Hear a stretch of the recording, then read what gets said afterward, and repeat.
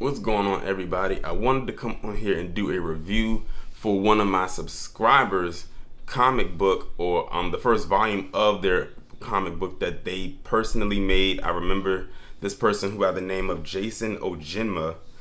I hope I'm pronouncing his last name correctly. Had sent me an email a couple weeks ago basically saying, Torian, I really enjoy the content that you put up. I've been a subscriber for a while, but I'm working on this comic book series and I would like for you to check out the first volume.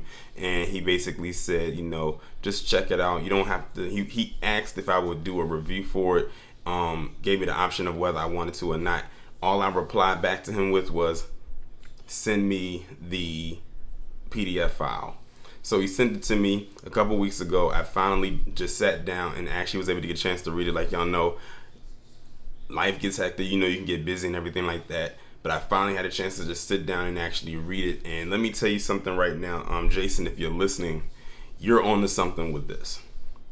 Like, you're really onto something with what you have created so far and what you're trying to go forward with, as far as a comic book series goes, especially in a world where when people think of comics, they really or rarely ever think of black creators when it comes to this. That's why when it comes to people like Dwayne McDuffie, he gets held in such a high esteem and such praise for Milestone Comics, that gave us, Static Shock or Static, characters such as that. So we are definitely very appreciative. And also shout out to Chris Crazy House, because he's also an animator himself. He does little comic images, and his images are very well done as well. And it's crazy because the artistic styles between the two, from what I have seen, are almost similar. So what I'm starting to notice is that a lot of black people who create comics have a similar style when it comes to their artwork. Not saying every style is the exact same, but I know that there's a similarity, and you can always tell when it was a black person who put their stamp on it. But either way, it was very phenomenal in that aspect. But the name of their comic is called Afro Power. And the first thing that stuck out to me, just by looking at the cover of the book, was excuse me, the artwork. The artwork in this entire volume that he sent me is just amazing from beginning to end. The way that the characters are drawn, how they look from the top of their heads to the bottom of their feet, the background, the city, everything is drawn. You can tell it was hand drawn. It wasn't something that was created on a computer. You can tell that this was kind of hand drawn. If it was created on the computer, I give you even more kudos, because it definitely looked hand drawn. But it was definitely very well thought out and very well put together. The artwork, the people, everything was the first thing that stuck out. The colors that was used, it was a very bright and vibrant comic. It wasn't dark and depressing, and not saying there's anything wrong with that, but you have to realize when it's time to put dark and depressing in there and when it's time not to, because a lot of people will hit you with that dark and depressing when it doesn't even need to be there. So I'm glad that he put that there, especially since this particular comic is surrounding around kids. So that's also a very good thing that that he's incorporating a kid aspect, so it can have kids that actually read this. And I hope that this review of this volume helps or prompts people who are out there listening to go out there and not only read this to their kids or have their kids read it, but also read it for yourselves, because it's definitely something that anybody of any age will definitely enjoy. But one thing that I wanted to do is I wanted to pull up the synopsis of the comic. And basically what he wrote to me, because he wrote it to me in an email, he said, it is an all ages story about a boy and 6 others called Star Children who have come together to save the world. And he says, I currently have 3 issues out and a volume of those first 3 issues released. In response to this email, I could send you a PDF of the first volume, which he did, and will provide a link to my comic below, which I will put into the description box, because he has a Comixology page, and I'll put the link below and you can go read it for yourself or purchase it. I would highly suggest that you go ahead and purchase it and help support this individual. But basically, like I said, that's pretty much the storyline right there as it as of right now. Of course, when stories progress and go forward, the story expands, more characters might be brought in, and then you can go from there and add on as you go along. But of course, it has to get the support in order to keep going, unless he's only doing a few in the series on his own without wanting to carry the story forward, which is completely fine. If you know, because some people will carry and drag a story when the story doesn't need to be dragged anymore, and it's like, okay, when is the cutoff? A lot of shows need to take heed of that, but you know, networks, ratings, and all those things is what keeps a lot of those stuff going longer than they need to be. Then, you know, of course, the characters for this, you have Eli, Anna. I hope I'm pronouncing her name correctly. You have Eli's dad. You have the Gray Man. You have Anna's mom, and you have this character named Leon. And I think it was another character that got introduced at the very end, but I didn't catch her name.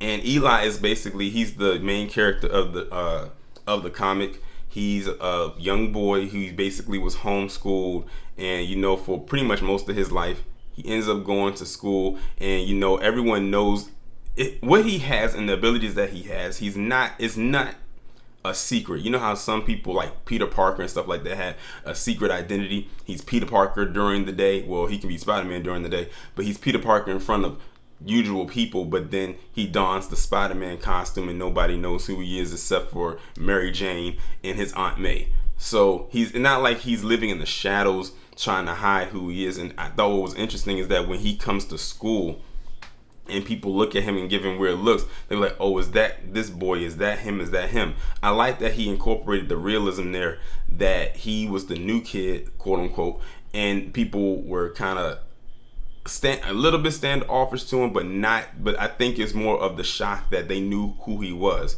And all in all, it turns out that the people actually gradually liked him. And I think he has a sister too.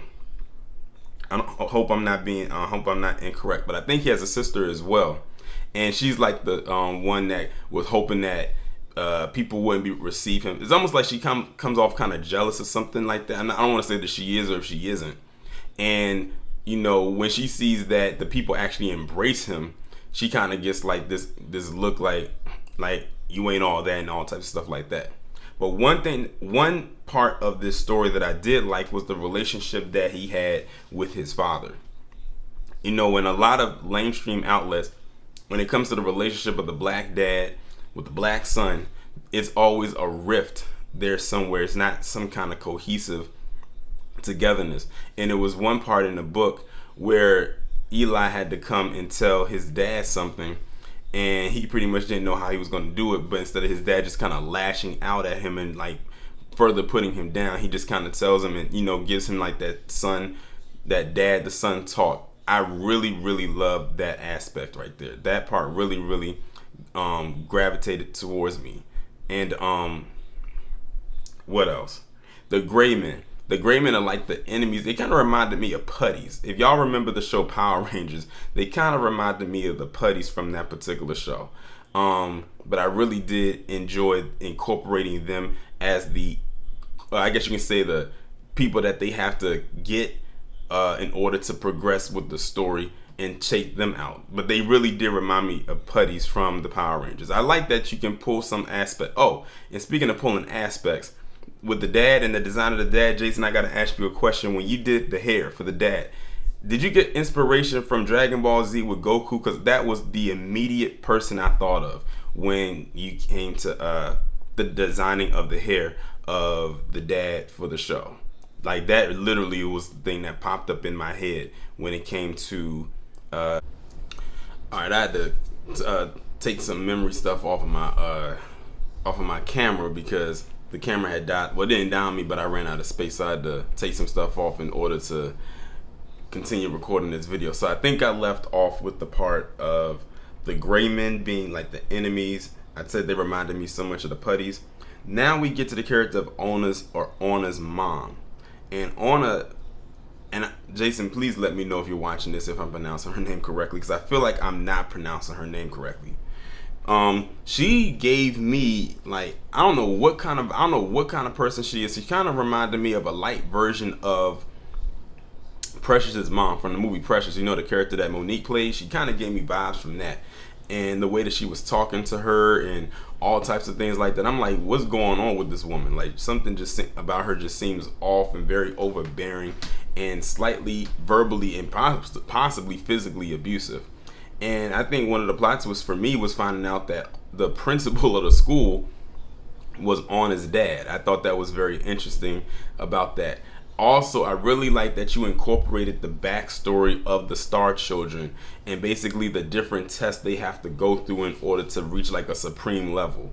I thought that was very dope. That kind of gave me Avatar vibes. So I'm getting vibes from The Last Airbender, not the Avatar movie with the blue beings. I'm talking about The Last Airbender.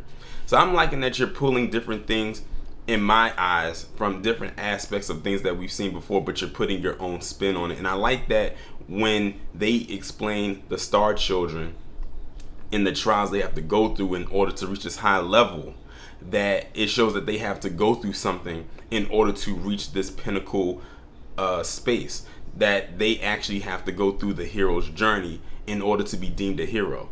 That way we don't have to see any Mary Sue's, or some people will say Gary Stu, which is basically the male version of a Mary Sue. So I'm loving that they have to actually go through something, the hero's journey, in order to accomplish basically saving the world. I'm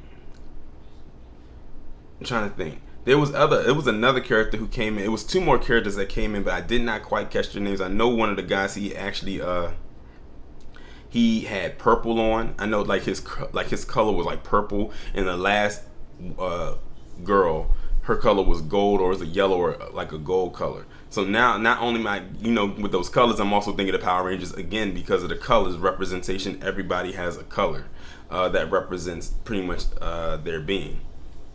But that's pretty much all that I have right here as far as this particular comic goes. I really did enjoy it. I hope that you're able to send me some more so I can continue with the story, because it ends with you seeing the last Star Child, and then it just says to be continued at the end. So it's definitely not finished whatsoever. The comic that he sent me is about 72 pages long.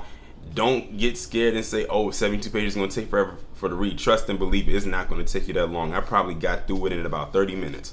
If you just take some time out and actually just sit down and listen, read it, then you'll enjoy it. But for me, the artwork is what pulled me in immediately, to the point where I just almost stopped looking at the words on the page and just kept admiring the art that I saw on the pages. So you definitely get a high A just in the artwork category alone. The story is going to be amazing going forward, and I cannot wait and hopefully be able to read more of this. So with that being said, I'm going to go ahead and end this video on that note. I'm going to leave the link to his Comixology page so you can go over there and check out his material. And with that being said, I'm going to talk to y'all later.